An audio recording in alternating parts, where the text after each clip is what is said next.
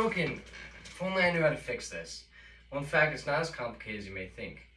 In fact, like many other small components or electronics, such as a remote or a cell phone, they're very simple to make, simple to fix or clean. In fact, you can do it with very many household items. Well, to do this, we're going to need to know three things. What tools do we need to access the internal components? Secondly, how do we disassemble it so that we can get into those internal components and electronics? And lastly, how do we put it back together so everything's in working order? Well, first, let's talk about what we need to access and take apart the controller. First, we're going to need a screwdriver, preferably and most commonly a Phillips head. This can be found in most households, and they're very cheap if we do need to buy one. Secondly, we're going to need some isopropyl alcohol. Well, according to Lab Pro, isopropyl alcohol is a good cleaning agent because unlike soapy warm water, it doesn't have any minerals in it that can affect the sensors, which allow the electronics to move in electronic. So this evaporates quickly and allow us those sensors to continue to work and not get damaged by soapy water. So that's why we'll be using isopropyl alcohol. Next, we'll want to use a power duster. This will allow us to clean any debris, large or small, in a controller. According to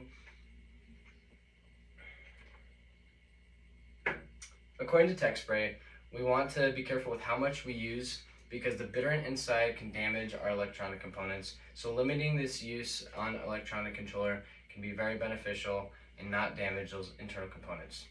And also, according to Steel Series, we'll want to make sure that we have this oriented in the right position when we're using this, because if we were to hold this upside down, the refrigerant will spray and that'll be damaging to electronic components.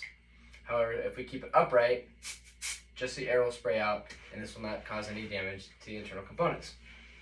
We will also want a toothbrush to dip into the isopropyl alcohol to clean the internal components. So how do we take this apart? Well, first off, we want to take our controller and a screwdriver to unscrew the parts where there would be screws on the back plate.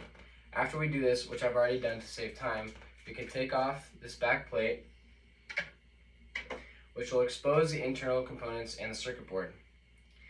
Next, we'll be able to take this out so that we have access just to the electronic components and then the plastic pieces in the front plate where the buttons are.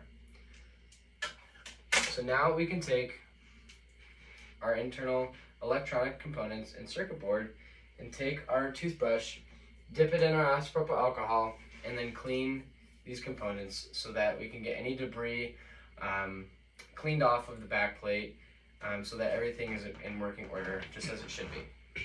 Then we can leave that to the side to dry, and then we can take our front plate and we can take these plastic pieces off and put them in a small dish or bowl with some warm soapy water, which I have here. This will allow us to make sure that we do not lose any of the parts and that we can clean them with the water. Why can we clean it with water? Because it's not an electronic component, and that way we can really get in there with some soapy material so that it can be clean.